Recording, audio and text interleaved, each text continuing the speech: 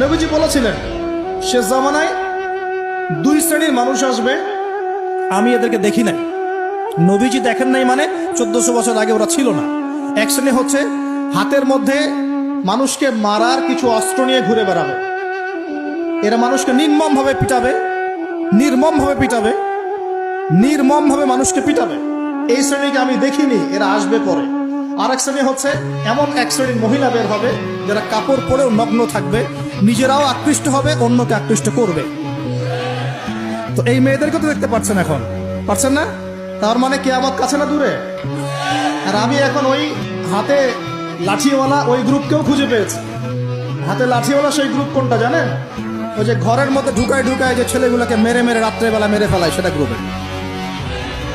বিভিন্ন হলে হলে দেখেন না, হকি স্টিক নিয়ে 8জন 10জন মিলে এক একটা করে ছেলেকে ডেকে নিয়ে পিটায় পিটায় মেরে ফেলায়। এইটা সেই ছেলে।